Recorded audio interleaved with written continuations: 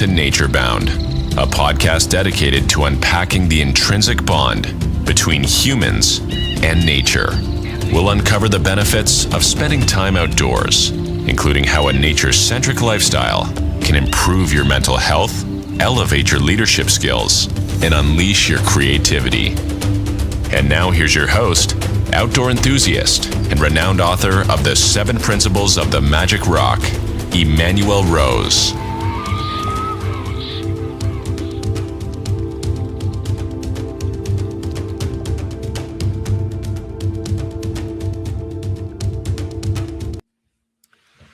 Thanks for joining me for this episode of Nature Bound. My guest today is Peter Grubb.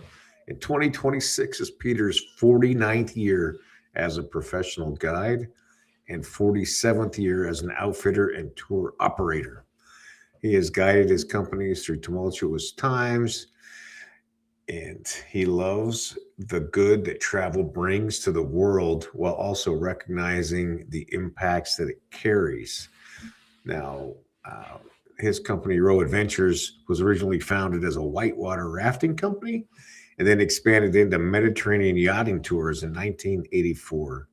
And since then has grown and evolved into 3 entities. And we'll talk about all 3 of those and its impact on its participants and on Peter's life as well. Peter, thank you so much for taking some time to have a conversation with me. Yeah, my pleasure. Wow, you've been doing this since the 1970s. Yep, that's right. I started working as a whitewater raft guide after my sophomore year in college. In the last almost 50 years, there's been a lot of changes in the United States. What do you think is the biggest difference that you're seeing in the way the adventures are being packaged and consumed by the end users? Well, I think one thing I've noticed is, as a general trend, people, at least in the U.S., have become softer, as it were. It's harder to find people willing to sleep on the ground, run class 4 whitewater. Yeah. I think the definition of adventure is not the same as it was 50 years ago. That's fascinating. I think I've seen that too, and some of the things that, like, how much electrical equipment people will take on trips now than in the old days, right?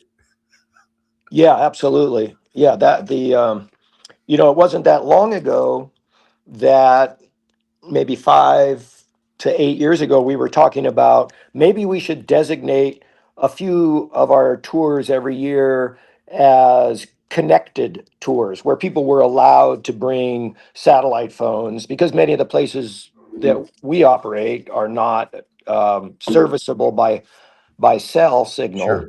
Yep. But now the conversation has completely shifted with the advent of Apple phones connecting to satellites and Starlink and all that. And now the conversation is maybe we should have some honor system driven trips where people remain unconnected. Oh, for sure. I would come out of my skin if I was on your trip on the Snake River and there's people chatting away with their grandma on the sat phone. That would make me crazy. Yeah, and it's an etiquette that now we have to discuss. Yeah, that's interesting.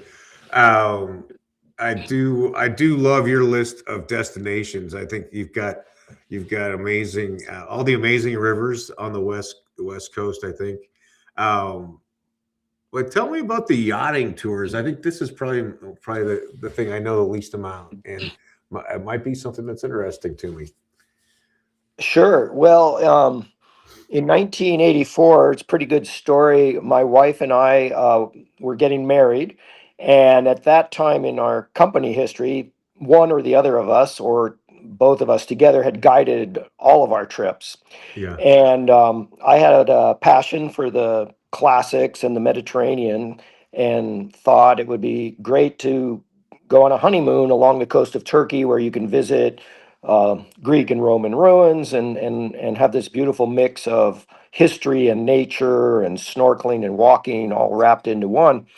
And we looked into it and discovered quickly that chartering a yacht was beyond our budget as a new, about to be wed couple.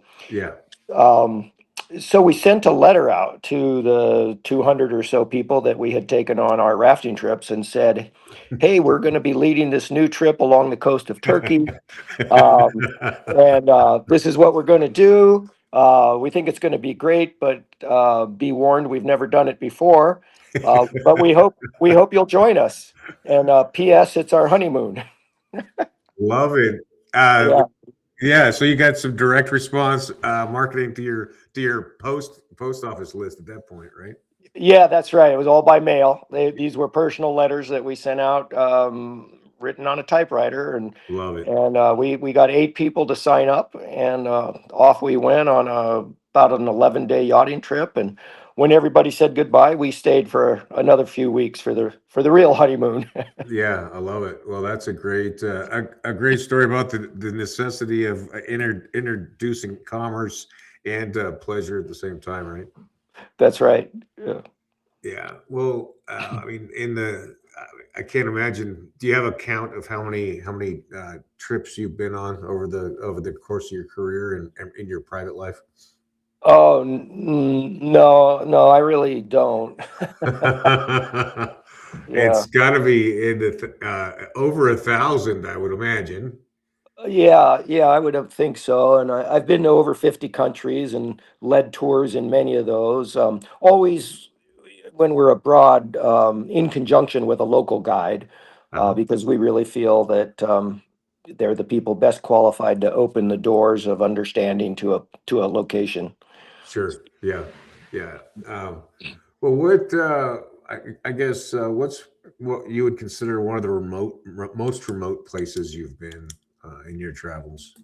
Oh boy. Well, right here in the U.S., we run a couple of rivers in the very southern part of Idaho, the Owyhee Oh yeah. and the Bruno, and those are both very remote in terms of access. And then once you're out there, your options for getting out are pretty pretty limited. Um, Yeah, that's the big empty out there in the Oahe for sure. It's an amazing spot. Everybody needs to put that on their bucket list to be in Eastern Oregon at least for one time for a couple weeks. Yeah, yeah, and the both those rivers, the Bruno and the Owyhee, start actually in Nevada and Right. flow through the parts of Idaho. And the Owyhee does, of course, also go through a corner of Oregon. But yeah, those would be very remote places. The country of Gabon in Okay. Africa, Yeah. West Central Africa would be another one. um, Maybe I mean, obviously the capital isn't remote, but once you get out of the capital and you're in the Congo Basin, which is the second Uh, largest rainforest river basin in the world after the Amazon, uh-huh. that's a very remote and amazing place. That's cool. I got to put that on my list. I don't think about Africa as those kind of trips, but that's interesting. Um, what are some of your some of the highlights of being out and about? What are some of the memorable things that you've got kind of in your personal diary? Well, there's there's so many. I I mean, would I imagine. guess I guess just one way to put it broadly is, as the philosophy of your show suggests, is just being in nature is always healing and Mhm. regenerative and restorative. And so, on many levels, the highlight is always just being in nature, regardless of where that is. Right. I mean, just breathing fresh air, whether that's pine scented air of the Pacific Northwest, or heavier humid air of the Amazon basin, or whatever. It's always a delight. Um, but gosh, yeah, to narrow down stories would be a tough one, but certainly, yeah, there's been plenty, ranging from having to portage rafts around big rapids due to sometimes quickly changing water levels, Yeah. to just sharing the experience with fantastic groups of people who are curious and open-minded, to going to places, that are really steeped in history, and you Mhm. feel a connection to the place, not because you're the discoverer per se, but in fact because you're following some footsteps of earlier peoples. Yeah, I love it. Uh, you've got on your list a lot of the rivers that I've been on and enjoyed time on, including the Rogue and the Deschutes, and then the Oahe, which not a lot of people have heard of, and then the Grand Ronde, which is, I think, one of the most precious experiences left in the lower 48, just for its remoteness, also. Yeah, it's a beauty for sure. Mhm. And then now, I mean, we're seeing a lot of this screen time and electronics and all these things are having negative effects on kids. And so, what kind of experiences do you guys have in your catalog for helping parents get their kids outside and get some dirt time on the river?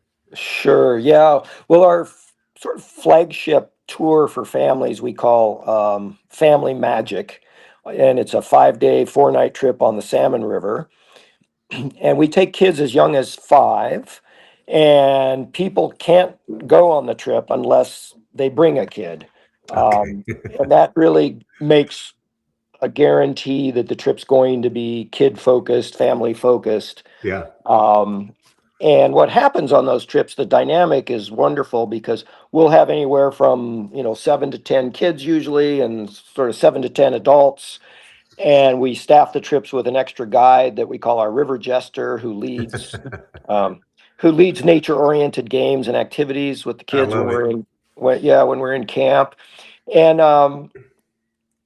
what's wonderful about it is parents, of course, are welcome, whether it's parents or grandparents or aunts and uncles, are welcome to take part in any of the activities that the kids do. But whether they do or they don't, everybody is sharing the same beach and is generally speaking within eyesight of each other. So Yeah. there's just a wonderful amount of vicarious sharing, where everybody can be connected with what the other people are doing, in a nice way. And luckily, still, this river is off the grid, Yep. in terms of cell signals. So really, screen time isn't an issue, and we keep the kids busy enough and tired enough, I think, Yeah. Yeah. that they're pretty happy in the new environment.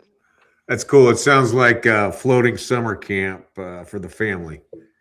Yeah, and the Salmon River, that part of the Salmon, it's the last 52 miles before it comes into the Snake. Uh-huh. Because it's an undammed river, these incredible big white sand beaches have formed from the granite that's been ground up in the headwaters, and travels a couple hundred miles downstream and settles out. And so here you have what looks like a Pacific Coast beach, but you're on a freshwater river. And so for the kids, it's like being in a big sandbox the whole Yeah, week. Yeah. that's cool. I love it. Yeah. So I love that, and I love that it's accessible for families. Um, I guess if you had a magic wand, what are a couple things that you would hope for people as we're moving forward from this time in relation to experiencing wilderness and outside and natural places? Well, I think we continue to have a challenge, in this country of simply making more outdoor time accessible to more people. And in some cases, it's just that people don't know how, Yeah. or don't know where to start. But there are, also societal elements, that factor into that, and maybe make it more foreign for certain groups of people to experience the outdoors. So inclusivity, I think, remains a big challenge, just in general. You know, for many, many decades and years, the outdoors has been sort of a white-oriented space, and that's changing, which is great. Sure. So I just hope, you know, we can do our own small part in broadening the audience, so to speak. And I just think also that the more people that can spend time in nature, the healthier we're going to be as a society, as a planet. When people value and start to understand where the paper from their paper towel came from, or the Yeah. water in the sink came from, and Yeah. where it goes afterwards, and how that all has an impact. Um, just being able to maybe connect the dots with the things in our lives that we tend to take for granted and don't appreciate. You know, there's, generally speaking, people and economists and businesses don't put a value on nature. Um, you know, what is the value of a live elk walking through the forest? What's the value of a free flowing river? Yeah. What's the value of a healthy forest? These are all things people need to think about. And I think trips in nature really help that. Yeah, I would agree. And not only both on the macro and on the micro, like you were talking about, the restorative nature that we get from being out there as individuals, and then this kind of energy sink of positivity for us as a group, knowing that it's still intact and out there and able to see free flowing rivers and the animals that inhabit it is a powerful medicine. Yeah, it is. And a star-studded sky at night makes you feel pretty small. Yeah, I tell you, I mean, I'm 55 now, and I saw the aurora borealis for the first time last year, and when I was in Saskatchewan, and I felt so tiny and so amazed at what that whole experience was, because it wasn't just the light, but it was also the electricity in the air, and it was almost like it was popping, and it was so vital and vibrant. And it was one of the biggest experiences I've had outside. Yeah, I can imagine. It was pretty amazing. Well, what I mean, having been all over the world and in a variety of ways, what's on your list of places and activities to do, either for yourself or professionally? That what's still on your kind of your bucket list? Well, I still luckily get out and guide on 4 or 5 of our rafting trips each summer that are the Awesome. 4 to 6 days trips. That's I'm still very involved in our guide training. oh nice. And people often ask me, well, what's been the most rewarding aspect of your career? And of course, sharing the places we go and what we do with people is high on that list. But the other thing that's super high on that list would be the opportunities for learning and growth that we've provided a lot of young people over the years who have become guides, who have gone through our Yeah. training programs and Yeah. spent anywhere from 2 to 10 summers with us.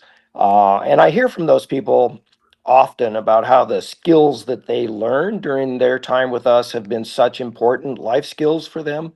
Yeah. So, in terms of I guess a destination, that is in a way a destination, and I want to stay involved in that. I really believe in that idea that what we do positively impacts people on many levels and many different kinds of people. In terms of Okay. actual locations, there's a lot of places that you know, there's still rivers to run that I haven't seen, even some right here in the backyard. And there's countries like Madagascar, I have to say, is pretty high on the list, Uh-huh. because of the wildlife, primarily, Nice. but also interesting culture. We do sea kayaking trips in Baja California Sur as well, and I just came back from a couple weeks there doing guide training, and that's always a magical place, in terms of marine wildlife Yeah, and that's amazing. Seeing the whales and all the other big animals. yeah, it really is. Yeah, Yeah. that's cool. Well, I really I appreciate the philosophy by which you produce these adventures for people, and thank you for that contribution, Peter. And thank you so much for spending some time with me to talk about what you're doing. With Row Adventures and all over the world with yacht tours, kayak tours, and whitewater rafting. That's a lot of time on the water, and you've picked a very powerful way to spend your time. Yeah. Well, thank you. It's been a good ride, and I hope it keeps going. So, Absolutely. Well, we'll make sure that there's a way to contact you in the show notes at rowadventures.com and all the other social media outlets. And if people are interested in taking a look at the work that you're doing. yeah, thank you, Emmanuel. I appreciate it. All right. Well, thanks for spending some time with me. And I hope to get out on a river with you sometime. Yeah, I hope so too. That'd All be right. wonderful. That'd be Okay. awesome. All right. You have a great day. Thank you again. You bet. Thank you. Yeah. Well, coming from a man who's been on thousands of trips from all over the world, his bucket list location is to be important in other people's lives, and I want to magnify and celebrate that and say that is the biggest contribution we can make. We can do that in a number of ways. One is to take a kid outside, get kids moving to a YMCA camp or on a day hike or on a family rafting trip, and help them ground into the experiences of being disconnected from technology and from the screens, and see what it's like to build sandcastles and catch a fish and row a raft and see stars without the influence of electrical lights. I hope this has been a valuable time for you. It sure was enjoyable for me to talk with Peter from Row Adventures, and I can't stress it enough that it's important to get outside by yourself, get out to wild places, get moving and active in nature, and bring that renewed sense of spirit and energy back into the world, to the people that we know. This is Emanuel Rose, Nature Bound. Thanks for listening to this episode of Nature Bound. Be sure to subscribe wherever you heard this podcast so you never miss a future episode. If you found value in today's episode, please share with someone who needs to hear it. Be sure to purchase your copy of The 7 Principles of the Magic Rock at emmanuelrose.com or on Amazon. We thank you again for joining us today, and remember to get nature bound.